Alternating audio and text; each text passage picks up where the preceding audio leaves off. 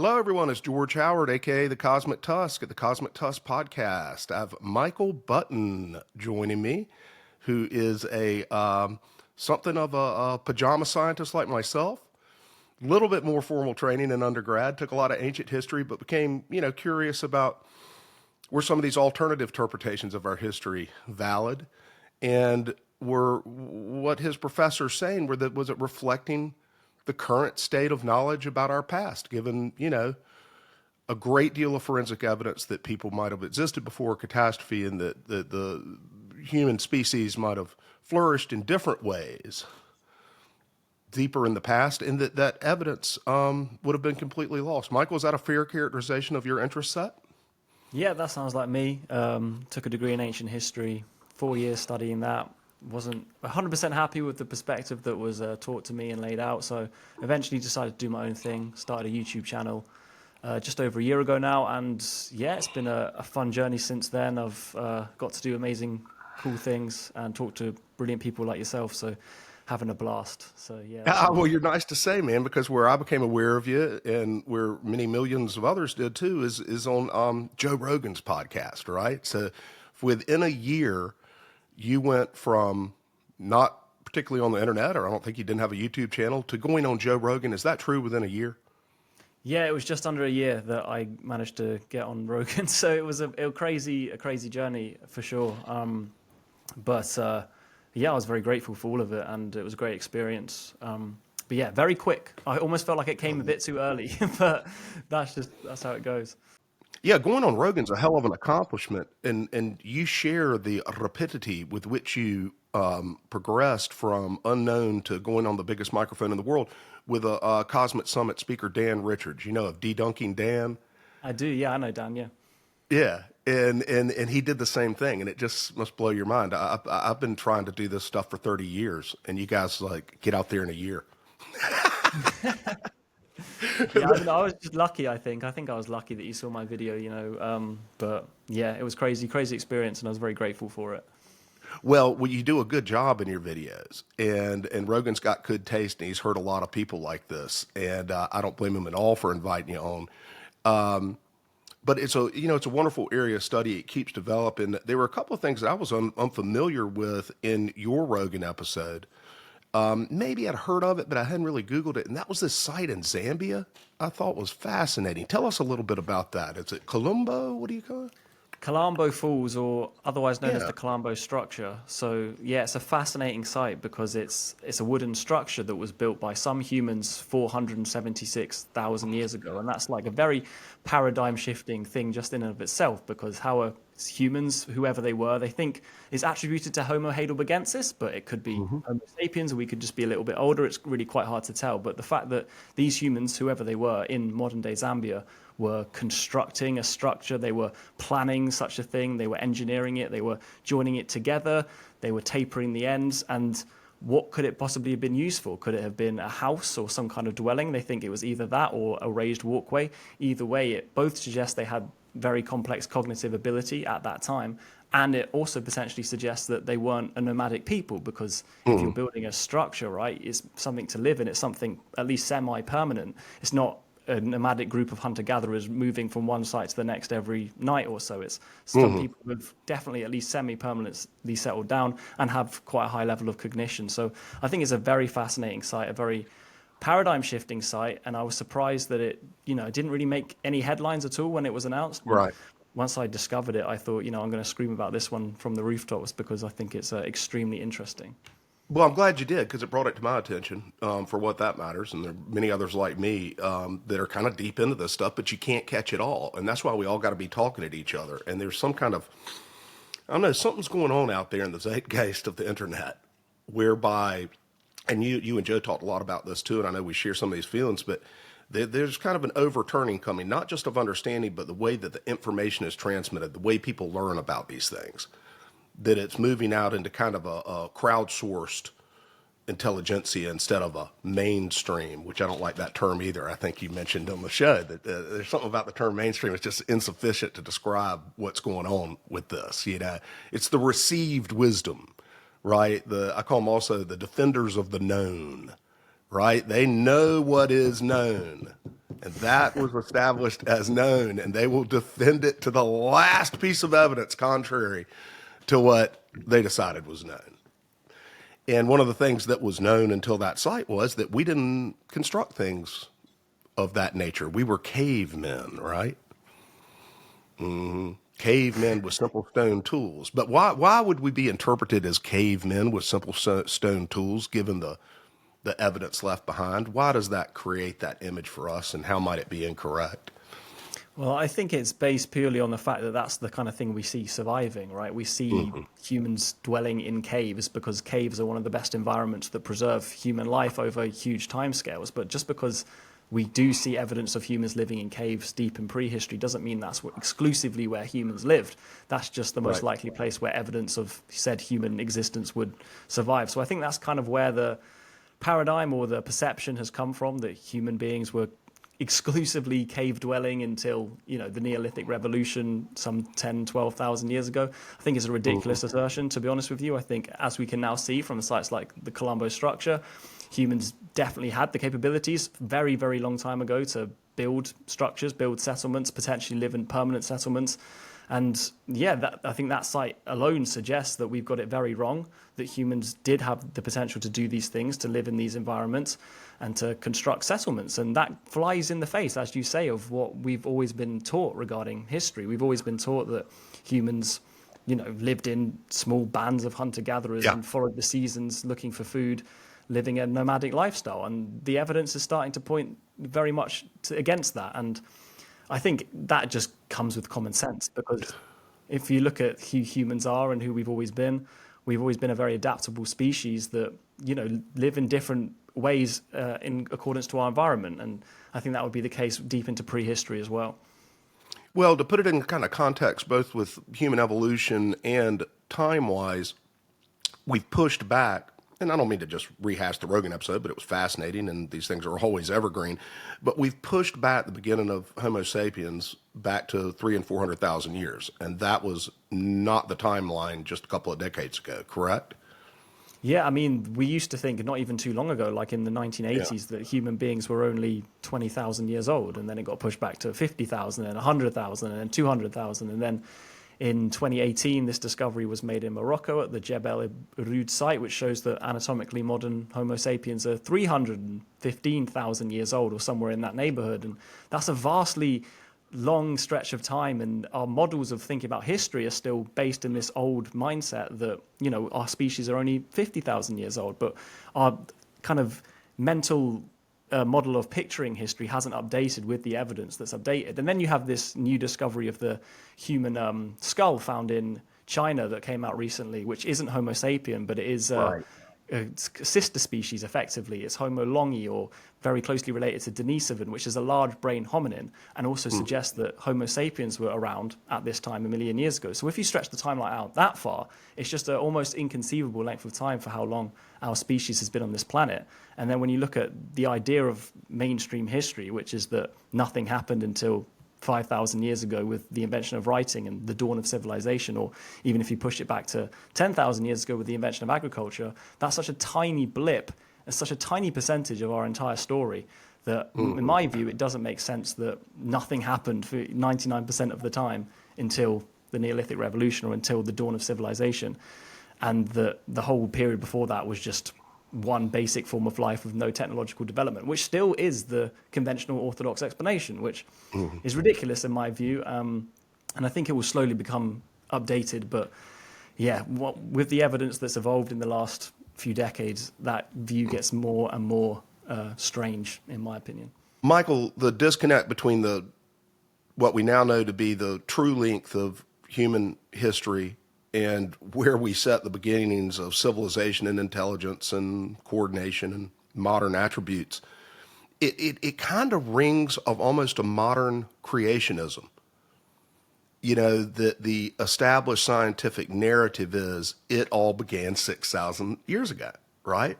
Well, what did Bishop Ussher tell us, a couple of hundred years ago, that the Christian writings had told him that that man was only 6,000 years old, that we had emerged in the Adam and Eve and the creation story occurred 6,000 years ago. And now it's replaced itself with almost the same timeline that before that there was nothing, right? And you just stick to it because that was the received wisdom you had. And that is a 30th. Think about the timeline here for people that, sometimes when you look that far back in the past, one place I find is with the Younger Dryas event. I always remind people, let's keep in mind that thing with the dinosaurs, even though it was very similar, that was 5,000 times longer ago, right? That might as well have been on another planet. It's not really, and in this, it's not quite that dramatic, but you're talking the human time span being 20 or 30 times deeper than we had thought. So that leaves, like you say, 95 to 99.9% of the time that we've been around, we didn't do anything, despite being the crafty, intelligent, sometimes cooperative, and often hostile people that we are, right? That we didn't develop more sophisticated weapons, that we didn't settle down in different ways. It's just quite presumptuous. But, it's being overturned. Michael, as it's being overturned, has your YouTube channel continued to get more popular?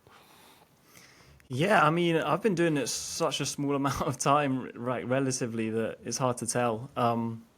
But I've Yeah. certainly been seeing, lots of growth recently, and it's been great to see, and I'm very grateful to everyone who's watched my videos and subscribed to my channel. But I don't think it's anything to do with these ideas being overturned, because I'm not sure these ideas really are being overturned. I think there's a growing mass of people on the internet with different opinions from the conventional narrative that's been portrayed, but I'm not sure that it's filtering into mainstream science in the way that perhaps we would hope. But maybe through channels such as yours and channels such as my own, we can start to make a difference in that respect. Because I think, well, at least what I try and do is I try and get the evidence out there and present it in a unbiased way as I possibly can, and just say this is what I think, but make your own decision. I think people appreciate that.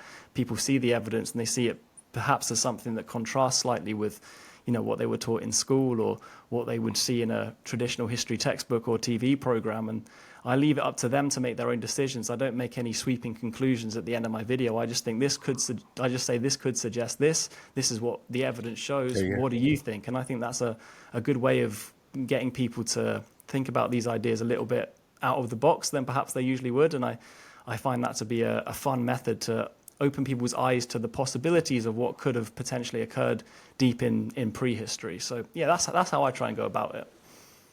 Well, I meant to bring along my Science Advances One Funeral at a Time t-shirt with the Cosmic Summit logo on it, which you can find just below in the Cosmic Summit merch store on YouTube, right? We put a t-shirt up there that says that. And, it's a little bit of I don't know, I wouldn't call it overused, but I hear it a lot in this space.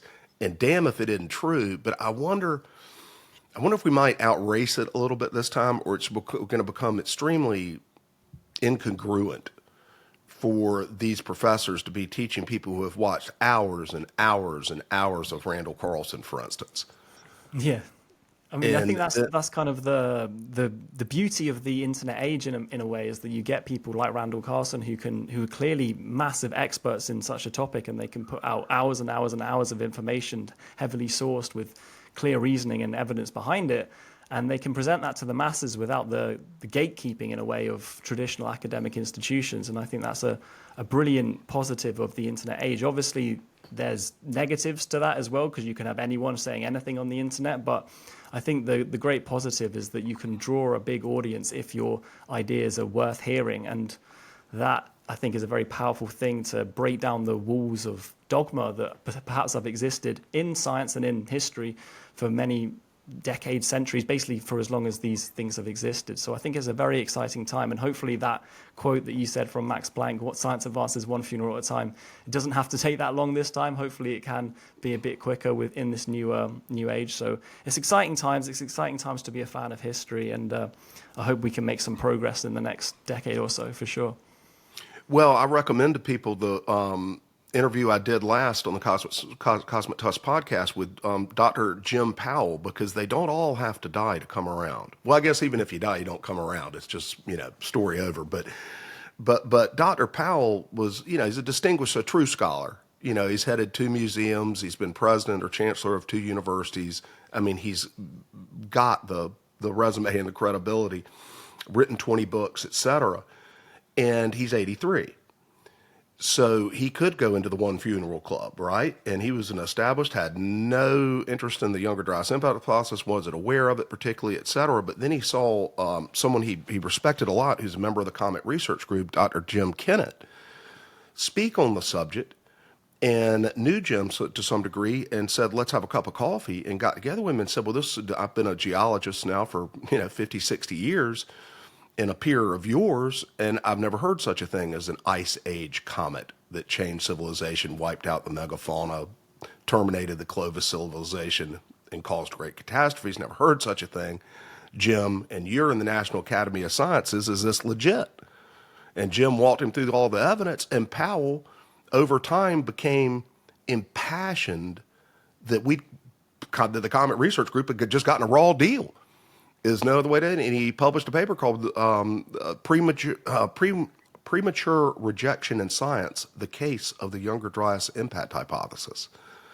And I recommend that to you, and maybe Michael, it could become fodder for part of a video at some point, because it's a great case where, I hate to tag him again with this term, but where a mainstream guy, a regular in the lanes publishing geologist of great note, actually went and took a look at all the papers that claimed that there was a grand catastrophe 12,000 years, and then he looked at all the refuting papers and said the refuting papers, not only are they substandard and thin and do not do the job of refutation, but they also tend to use disparaging words and, kind of have an offensive tone, and name some of the papers, one of the most significant ones, 2010, 2011 or so, was the Younger Dryas impact hypothesis, a requiem. So you're killing it right there in your title. You're not looking at the evidence and whatnot. And then you go read the papers, and they're so thin. But my point is that, that there's a chance some of these guys could come around. Have you circled back with any of your old professors from your days in uni? I haven't actually, no, I haven't spoken to anyone since I left. I'm almost too scared to reach out. I don't think they'll like me very much. But I mean, hopefully one day, maybe such a thing would happen. But I think that's the great hope, right? The great hope is that by putting forward solid evidence regarding these ideas, we can start to get some, as you say, quote unquote, mainstream scientists to come round to our side of things, if you want to make it a two-side kind of thing. Because we need that. We need people who have the credentials and who can actually do research. Like, it's all good someone like me with just a undergraduate degree waffling away on YouTube. But at the end of the day, it's not gonna make any change. We do need the mainstream scientists to take a look at the evidence we put forward and adapt their worldview a little bit, and potentially come on board and do more research with that mindset in their heads. Because in my view, one of the biggest problems we have when we look at history is so many of us are stuck inside this mindset, this paradigm, this way of thinking, this idea that nothing potentially happened before the Neolithic Revolution, that no technological progress was made during the whole history of the human species up until that point. And if you don't look for something, you're never going to find it. If you've already got the idea that nothing happened, it's a self-fulfilling prophecy, right? It's a circular loop. You're never going to look for something that you think is impossible that it exists.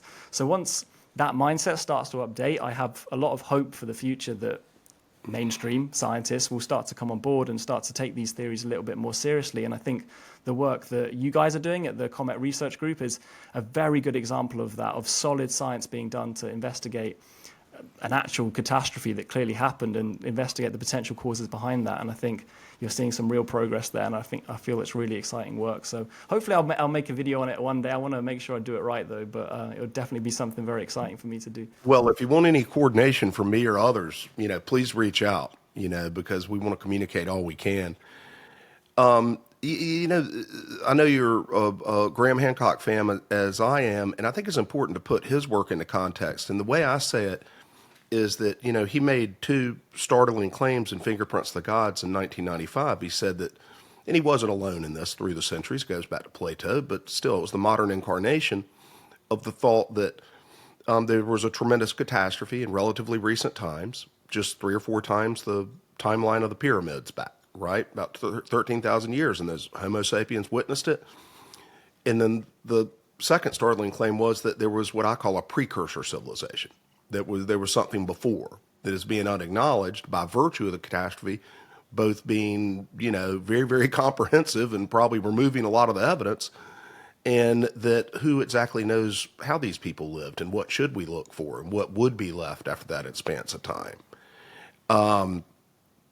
So that I think it's important to recognize that that Graham has now been proven right on the first contention, right? And there was no evidence for that. And frankly, I was reading that book and kind of interested in the Younger Dryas and believed there was a catastrophe at the time. And then when I started hearing from these scientists and the evidence started emerging, I was like, my God, Graham's been proven half right. Right? That's a big accomplishment with two big claims like that. I mean, we've come a long way in 30 years from him having to point to Plato and old writings and whatnot to having just hundreds of pages of forensic evidence that something happened 12/8. That's a big deal. But the problem is, well, we won't call it a problem, but the next step would be, was there a precursor civilization? What are the challenges to establishing that there was something before? Why is that more difficult than people might appreciate? Well, of course, it all wheels back to evidence and how you interpret evidence and what evidence would potentially survive such a cataclysm, which is a tough question to ask because obviously we have no clear evidence of such a thing happening and then being able to prove that something happened before it. So we have no place to base this on.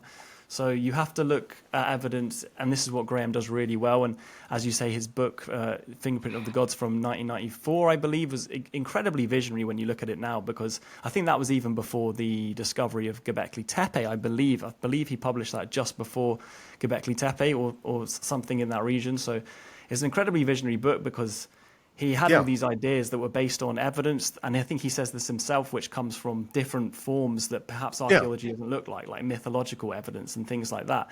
And he came to these conclusions, and then, as you say, he's been proven right over and over again with the discovery of Göbekli Tepe and the whole Tashtapela culture with 14 sites, all with megalithic architecture, shared symbolism, shared religion, an incredible, basically, civilization at that time period. And then, as you say, all the evidence of the Younger Dryas catastrophe. So an incredibly visionary book. I think in terms of how we could possibly find that evidence, it's tough, because it depends what's been wiped out. And when you look at things like sea level rise and how that could have just destroyed entire cultures from sea levels coming in and out over the time and in the ice ages, which would just have the potential to both wipe these cultures out and wipe the record clean, it becomes difficult. But it all comes back to what the point I was just making about changing our perspective on history and looking for things that we think could possibly be there rather than ruling things out. And I think once we start to do that, we'll have a greater chance of discovering evidence of such a lost civilization if one existed. And I think a lot of the discoveries in Turkey are really pointing in that direction. I really believe that Tashtapela, Göbekli Tepe, Karahan Tepe, etc., will be considered a civilization one day.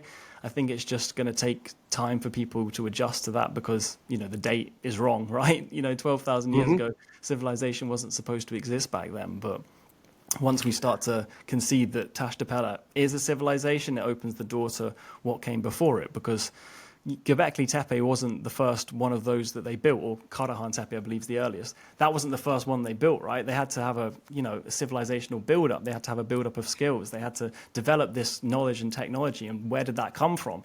That's the next big question, and that's the question I believe people should be asking.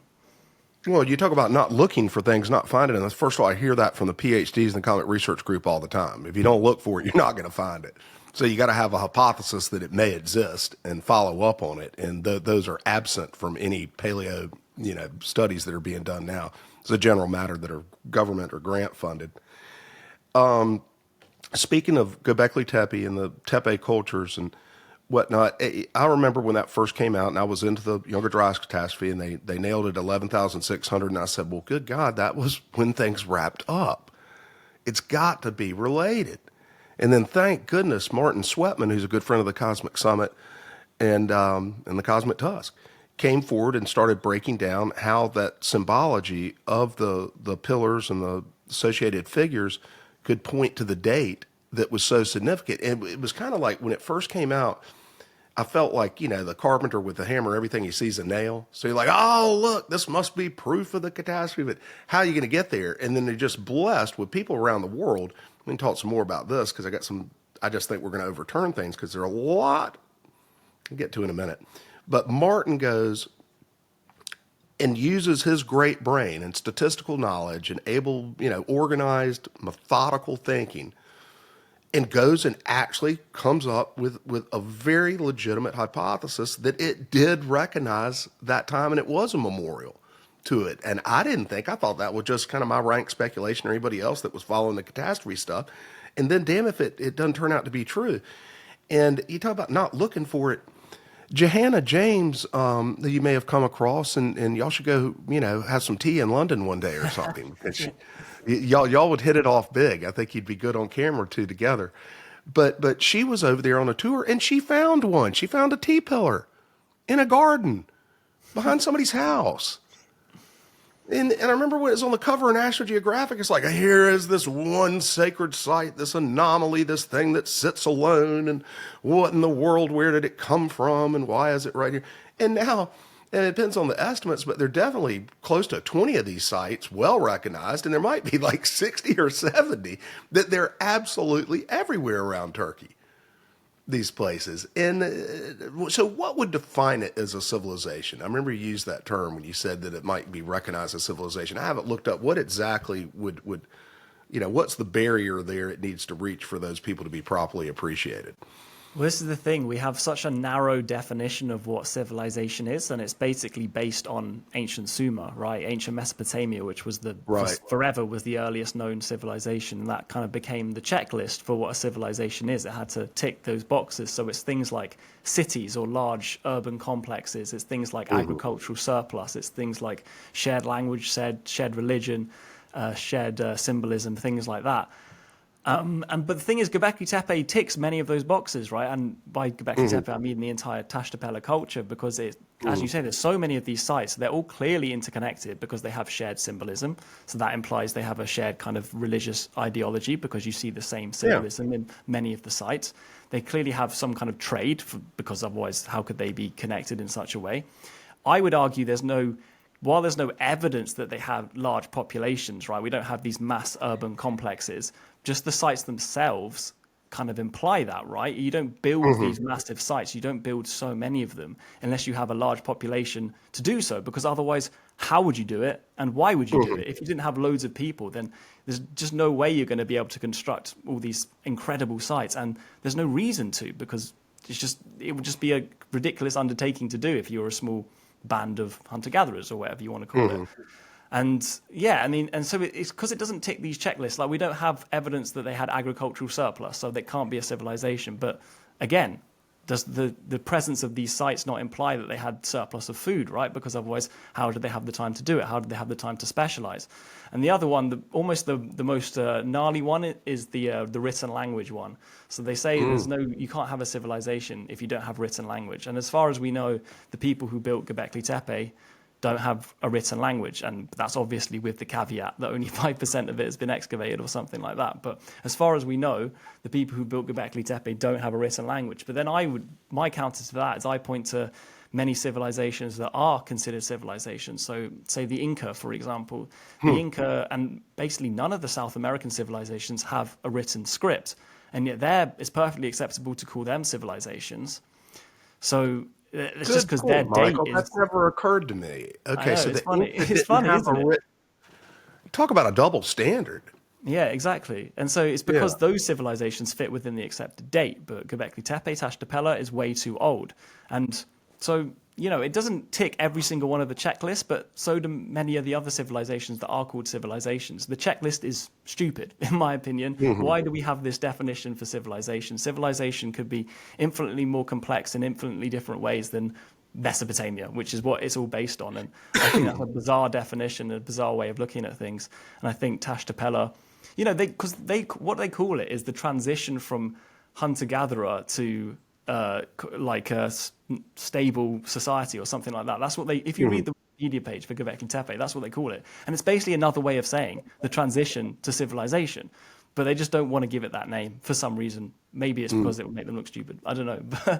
But yeah, in my view, it will be a civilization if there's even any point using the word civilization, because what does it even mean at this point? But yeah, that's my view.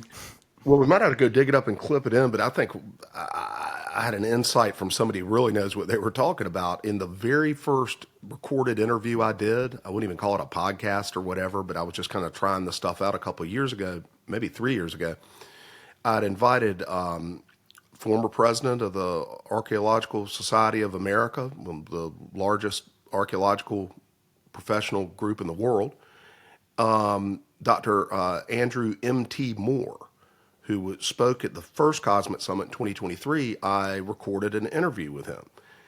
And Dr. Moore is noted for having discovered the first evidence for agriculture worldwide at Abu Huraira in Syria at, coincidentally, around 12,800 years ago. And then you look at Göbekli Tepe, which is, I don't know, less than 200 miles away to the north from Syria. And it was roughly 1,200 years after he had discovered agriculture. And this is mainstream stuff. It doesn't get any more mainstream. And he discovered this in 1973. It's still out there as the first agriculture. Okay. But Dr. Moore, it didn't match. I was like, well, how could you have it down at Abu Huraira, but not have agriculture up at Göbekli Tepe? And he said, well, that's just ridiculous, son. If they were hunter-gatherers, those people were surrounded by farms and quite stupid not to grow crops themselves. That he had already proven, 50 years ago, that within 200 miles, people were growing crops. So what he was not just implying, but saying, bald-faced, was that this is bullshit. The Göbekli Tepe people lived in an agricultural context of some sort. We have identified agriculture in that region. Were they still walking around like cavemen that happened to draw good figurines and could cut large stones, Maybe so, but I can kind of see why the mainstream, because they don't find domesticated animals, and I guess they don't find grains and wheat and that kind of stuff that would indicate, but, they find bird bones and things that look like you're having a cookout and a barbecue. And stop me if I get anything wrong there, but it is kind of hard to explain why those people would have gathered in those areas and left what is kind of hunter-gatherer remains, but also be surrounded by agriculture. But I'll add one other thing that Dr. Moore said. So at Abu Huraira, he had a black layer, right? And he had identified it in the early 1970s as this was a hearth. And then the Younger Dryas, the Comet Research came along and said they'd like to test some of the materials from the sediments at Abu Huraira. And being an open-minded scholar, he said certainly can. And of course, just like so many others like Dr. Kennett I mentioned, he had no particular knowledge on this stuff, was not an advocate, et cetera. He just allowed access to materials and had an open mind. And they came back and said it's littered with melt glass and spherules and elevated geochemistry right at your hearth level. And he realized that, oh my gosh, that was the signature of a catastrophe. And he'd been wrong for 50 years. And which I thought right there, just like, it's something about these guys. They almost got to be retired for 3 to 5 years before they'll come out of the closet, some of them, right? But he comes along. I don't mean to go on too long. But I said to Dr. Moore, I said, okay, if you have the burn layer, if you will, or the cosmic layer, and you still maintain that that's agriculture, that's a separate suite of evidence, how long was it, Dr. Moore, after the catastrophe that people settled down and grew crops and domesticated animals at that site? Because two very interesting things happened there. He said, immediately, son. Immediately. I said, okay, that doesn't sound like geologically immediately. Do you mean archaeologically immediately? He said, I mean immediately. They weren't there that day. I said, what do you mean they weren't there that day? He says, we find no human bones. We just find the animals with milk glass on them. And I mean, there's no reason. This is speculation on his part, I guess. I don't know. I thought it was fun stuff. He said they knew it was coming and they left the campsite and then they returned. And I said, what'd they do then? He said, well, they settled down and started growing crops and agriculture right then. And I mean, it's not going to be the next week or whatever, but the next thing that you can identify without any differentiation in the age is that they change their life ways. And that, what do you think, Michael? Why would you endure catastrophe and decide then to grow eichhorn wheat instead of plucking pears? So is it just because there are fewer pears around because it's been a disaster? What do you think? Why in the world would it shock you into those kind of activities if that's what happened? Do you think that sounds legit? Well, or they were already doing it, right? Or they already had the Oh, knowledge yeah. of agriculture. So Yeah. maybe it's that. And then that kind of links into the bizarre idea of agriculture supposedly cropping up all over the world at pretty much the exact same time, which is just another kind of bizarre thing that really gets my, suspicion tingling about the Orthodox narrative. Because why is it that we have such a huge period of human history where we all live as hunter-gatherers, as we've said, for 99% of the time? And then around this time, just after the Younger Dryas, right, in South America, agriculture gets invented. In Mesopotamia, agriculture gets invented. In ancient China, agriculture gets invented. Why all over the world, in completely supposedly unconnected locations, does agriculture get invented at pretty much the exact same time when no one else did it for 315,000 years or whatever than that? And if agriculture, because agriculture is labeled as the invention that led to civilization, it's the thing that meant that civilization could develop, and yet it happened independently in multiple different places, unconnected across the world at the last 1% of the timeline. At pretty much the exact same time, at least geologically speaking. So, or in terms of the history of our species speaking, it's within a few centuries of each other. And there's no explanation given for that. The explanation used to be climate, but now we know that we're so old, we're just like, well, we've lived through all these warm periods before, so why didn't it happen then? And no one's ever really explained that to me. They just say, oh, well, we weren't ready. We weren't ready 120,000 years ago in the Eemian period, but then we were all ready by the Holocene. It doesn't make sense. It's another one of these outdated mental models of history that doesn't fit with the new evidence and yet hasn't been updated since. It doesn't make sense. Well, what is your speculation? I know that my speculation is that agriculture is just a lot older, and it has been around the world for a lot older than the Neolithic Revolution, and it's a much bigger transition that occurred over 10, 20, 30, 40, 50,000 years all across the world. And maybe that came from some kind of older civilization, and that's pure speculation, right? But that's right. Maybe it came from some older civilization that had the skills of agriculture, and the evidence of that civilization has been wiped out, but the skills remained, and the skills, as emitted around the world and kind of filtered around all these different cultures. And so we see agriculture as an echo of the civilization or civilizations that did exist back then, but we don't see the civilizations themselves because they are much more concentrated and easier to wipe out and easier to lose. But the knowledge, the cultural knowledge, remained. And that's an argument that many people have made. It's not an argument that exclusively comes from me, but I think that's definitely a possibility. It's very interesting. And then you look at civilizations like the ones that they've just recently started to discover in the Amazon, and you see that they weren't even using agriculture, right? They were using a much more living off the land kind of agroforestry style of sustaining themselves. Exactly. And then so it's like you don't even need agriculture for a civilization. So why are we saying that Tashtapela, Göbekli Tepe isn't a civilization because they didn't have agriculture, when we have civilizations that we've lost and since starting to discover in the Amazon rainforest that didn't use anything like that? Completely different path to civilization. And that's one of the points I keep making, is that civilization and human beings are so adaptable, and we can change what we do in so many different ways to the environments and the pressures that we face. That why does civilization have to be in this tight box of this checklist that we tick off? It doesn't. It can be so many different things. And that's the kind of ideas I try and push very hard on my channel. Well, think of how much agriculture has changed in just the last 100 years. I mean, effectively as a matter of labor, it has disappeared relative to what it was for the previous 12,000 years, or however we want to set it. It used to be a laborious task that involved the whole family and whatnot, and it was probably better than hunting and gathering. But now it's completely changed again. There's no reason to believe that agriculture always has the same central role. And I think it's also that you point out something great with the Amazon rainforest, that it was agroforestry. I think there was a paper 4 or 5 years ago that attributed 80% of the species in the Amazon to some kind of human modification, that it was actually their garden, that they were growing things there in concentrations, or the concentrations of certain species there that suggest human intervention across the entire Amazon. So that was kind of their garden, as extraordinary as that is. And that would have taken a lot of gardeners, and apparently they had them in the millions and millions and millions.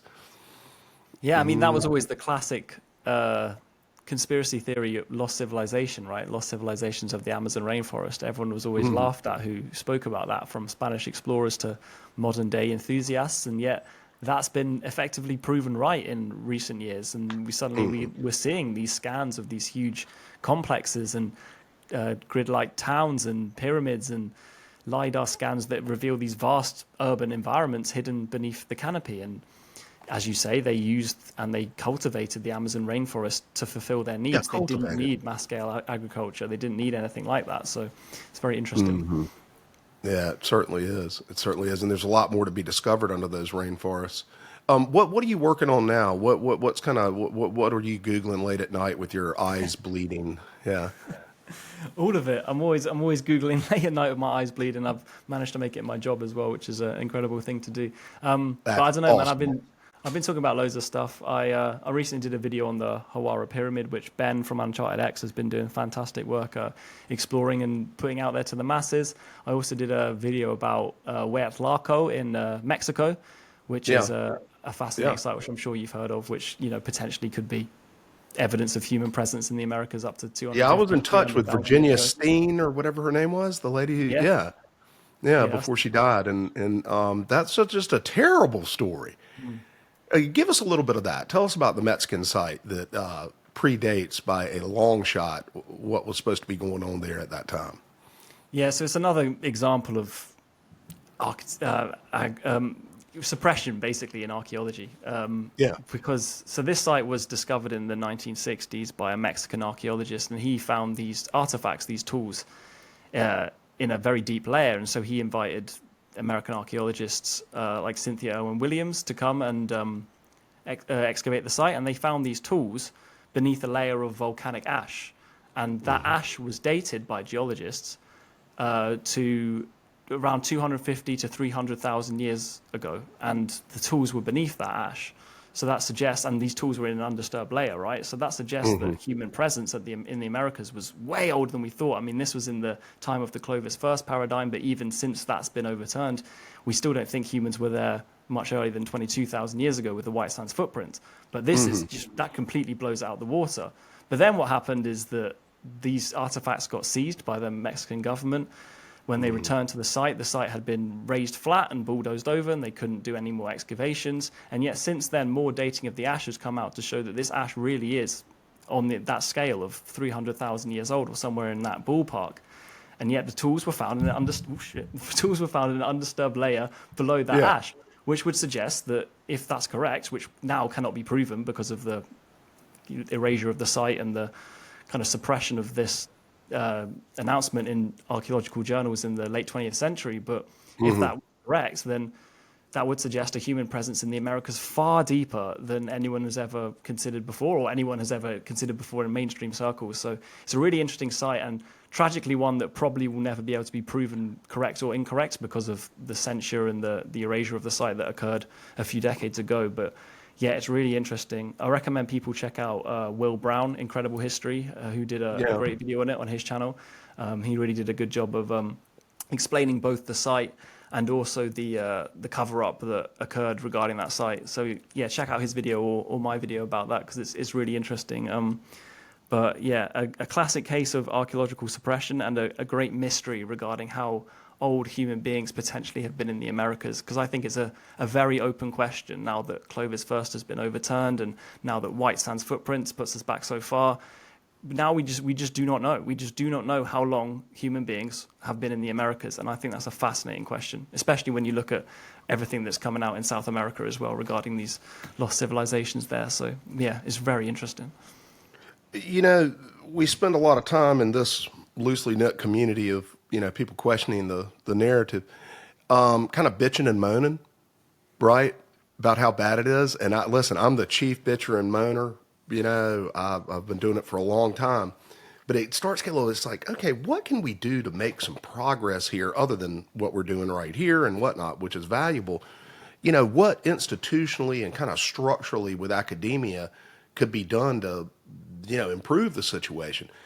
And you know what I think, Michael, is that we need like a heretical scholar component to anyone that gets a PhD. In other words, if you're going to get a PhD in a certain discipline, presuming it's a fairly broad discipline and has the, you know, has the material out there, that you should have to advocate for one heretical position within your discipline, not as your central study, but you should have the courage to go out and find one part of the subject set that you're responsible for that is out of favor or was never in favor, and make the case for it. Maybe it's just a paper, I don't know, maybe it's a class or whatever, but you go pick one. Now, is it fair to make people go pick something that hasn't been accepted yet? Well, it damn well better be, because at any given moment, we're ignoramuses, right? We're idiots. If you look back across time and say, what did we know 20 years before that? What did we learn in the, you know, at any given moment, you're 20 years out from understanding things a hell of a lot better and finding out you were wrong about a whole bunch of things. So that means at any given moment, there are a bunch of subjects sitting there that in 20 years will accept. And you should have to go find one that you think is a good candidate to put forth. And it also would put them in the position, and the professors too, of having a forum where these things not only can be discussed, but are deliberately discussed. Just one little component of those PhDs. I'd love that. I'd absolutely love Yeah, something you like like that that? was real. Yeah, I do. And if that had been the case when I was at university, I'd have lapped it up, and that would have been my favorite thing to do for sure, obviously, because of what I've ended up going on to do. But yeah, I think, I mean, this kind of is my entire basis of what I do, is that point, is we know so much less about the past and everything really than we assume that we do. We kind of think we're on this pedestal of knowledge in the modern world. We've reached the pinnacle of knowledge, right? Because we know all this stuff and we send rockets to space. But realistically, we don't. We don't know so much about what happened in the past, and the kind of attitude that we have it all sorted out is something that really grinds my gears and really annoys me, because we don't. We have such a slither of evidence, such a tiny fragment, such a glimpse into the deep past, and we extrapolate out from that and create these sweeping conclusions and then present them as fact and truth. And I have a real problem with that, and that's kind of where I come from in terms of my worldview and why I make these videos. So yeah, I think it's an attitude that should be pushed back against, because at the end of the day, we don't have it all worked out. There's so many mysteries, both in the past and in the present, that people just don't understand. And it's worth pointing out that we know less than we do about these things. So if Peter Thiel is listening, or someone of a, you know, similar philanthropy, and would like to fund the Heretical Scholars Program, right, at some as a demonstration at some appropriate universities, we would all welcome that, because it's time to shake things up a little bit and give just a little daylight, you know, in the classroom to these things. And I think you're going to have to make it deliberate, because it's tough to raise your hand and, you know, they're out there and say, well, I saw Randall Carlson say this. What do you think about that, Dr. Smith? You know, I mean, no one wants to do that. They just want to get out and get their B or whatever and move on. Where if it were, you know, deliberately structured into it that you had to take a controversial position, I think it would be, you know, good for the scholarship of those young people. It would be. I'm not 100% confident something like that will ever happen, because I think it goes against everything that many of these places stand for. But I would absolutely love to see it. What do you do in your personal life, Michael? Not much, to be honest. This has kind of taken over my life in many ways. Has it? But I just kind of chill with my friends and family, you know. I watch quite a lot of football or soccer, as you guys would call Yeah, it. yeah, So yeah. I got it. that's Good. that's kind of it. Yeah, and what field are you working in? Are you making a living on YouTube right now? This is now my job. Yeah, as of Oh, recently, as of a few months, this is now my job. Yeah, I do the YouTube as my job. So yeah, I'm living the dream. man, I know. I'm trying to, and it's fun. It was not. I did not aspire to be a YouTuber, but I do like to run my mouth about things, so it kind of it goes in tandem. And but it's a wild world out there. Do you get a lot of pushback? And I tell you, I see the comments from the trolls. A lot of it just seems auto-generated in some fashion. I mean, Yeah, either that or they're stupid and are very, very poor at phrasing things correctly. It's almost like there's a snowball tomato throwing machine out there. yeah, I Yeah. get a lot of pushback on X mainly. I think that's where a lot of Yeah. people. I mean, that's just maybe the nature of the platform, but get a lot of hate on there. I had people like Flint Dibble calling me a grifter, a liar, a piece of S word, and a pseudoscientist just for sharing a. I literally quoted the BBC article about the human skull. I quoted it word for word, and yeah, I Yeah. got lots of angry names for doing such a thing. But I think maybe that's just the nature of the platform and the people that exist on there and Well, spend their you whole lives on need Twitter. no need for you to cross into this zone, but I said before, I am a grifter. I want to grift this thing so hard. Since 1993, I have been put countless thousands of hours into these subjects. Started a blog in 2010, all for free. All of those paying those internet bills and not paying attention to my business or my family and sitting around writing blog posts and all that kind of stuff for zero pay. So I want to be a grifter. I aspire to be an excellent grifter that is going to take advantage of these subjects for personal financial gain. Let's make no mistake about that. Okay. I mean, Yeah, what there's a nothing wrong word. with that. Yeah, Nothing wrong the with hell that. no. That's the world we live in, right? You got to, if you do something that you're passionate about and you do it well, then why shouldn't you get paid, you know? And then you didn't do your first video thinking, oh my gosh, I'm going to grow this into some big thing and maybe I can make some money. I mean, my God, that's ridiculous. What happens is Yeah, you stumble into grifterdom. exactly. That's the only reason that I'm doing what I do is because it was something I was really passionate about. And then eventually people started watching because of my interest and passion towards it. So Yeah. yeah, exactly as you say, you stumble into grifterdom. Yeah, that's right. And I think people like you, I just love, I say though, and take this the right way, the world coughs people up like you, right? It coughs up these communicators that it comes from within first. They're like, I've just got to talk about this. And then, I don't know, we need them. And the way that I think that that's so important now, and I'm not repeating from other podcasts, I don't think I said in the last couple, but if you took every Egyptologist in the world, I mean, how many do you think there'd be? 250? To 500 Egyptologists, in the world. Okay, so that leaves you with another 7,999,000,000, 999,500 people. Okay, so out of those 7 billion that are not Egyptologists, there's going to be a slice that's very interested in Egypt. There's going to be a slice of them that go to Egypt. There's going to be a slice of them that study it for a decade or so or longer, like Ben Van Kerkhoff and the Snake Brothers and whatnot. And actually, you can slice it all the way down till you get to Trevor Grossi, the human mole who climbs around under Giza. I don't know if you know Trevor, but he broke the Yeah. story about the stuff now he's the very most passionate human being on earth. Right, because he gets down and crawls through, garbage pits and stuff.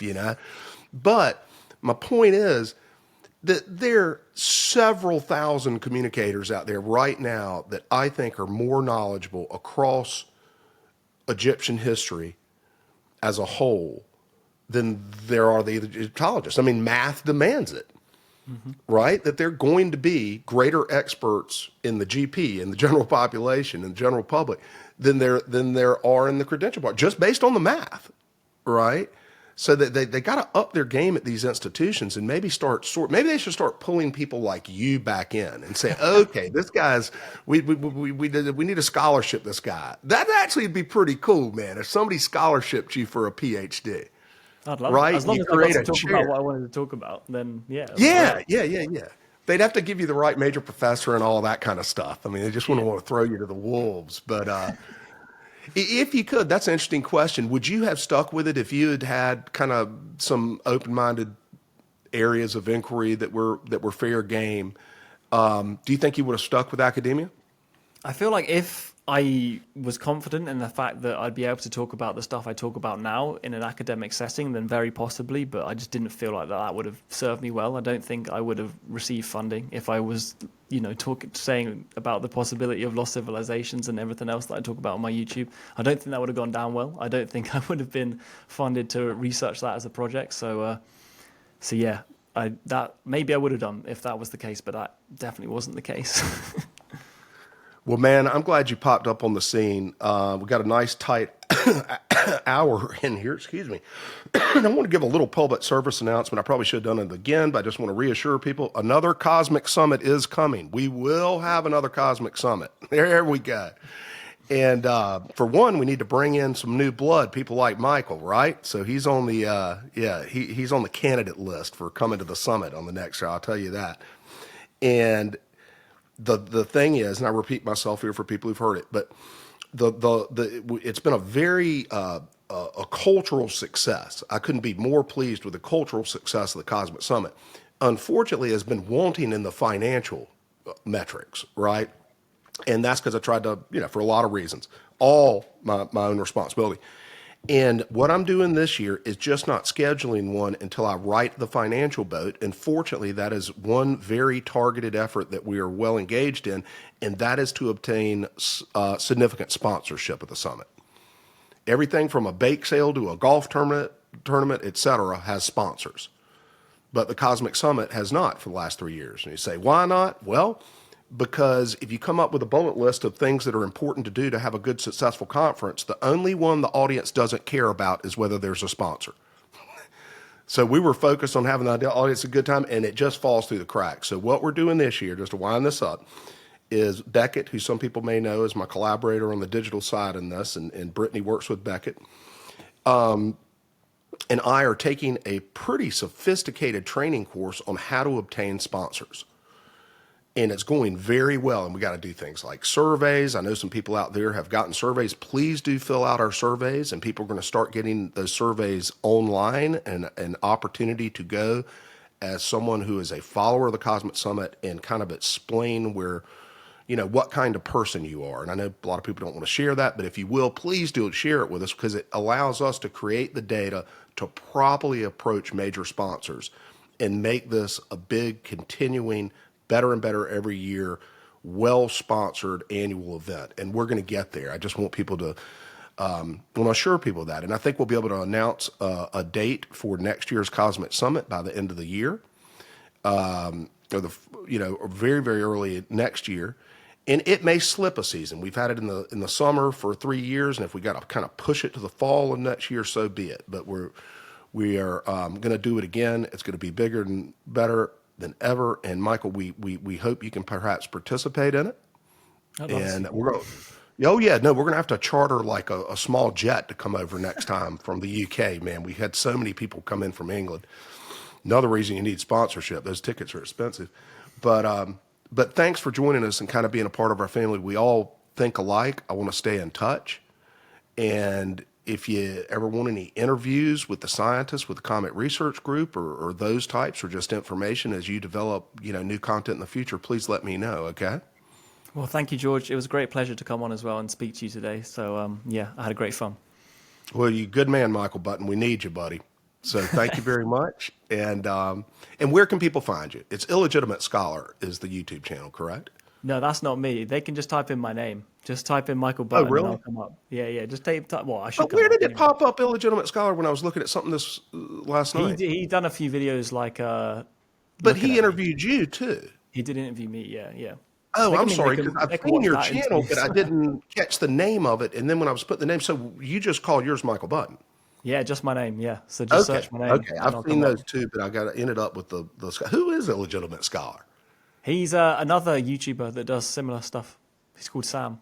Oh, know what it is? Brittany, who is I think off camera, she was looking to get him on too, and that's when I associated that name of that show with your channel, even though it's incorrect. So don't He's want to great. He'll be mislead a people. great interview. You should get him on. Yeah. He's in the mix, man.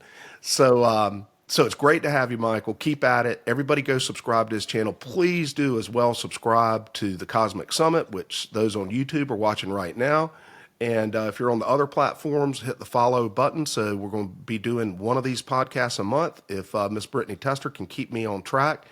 And it's a pleasure to have you, Michael. Good to know you, and hope to see you next year, pal. Thanks, George. It was a pleasure.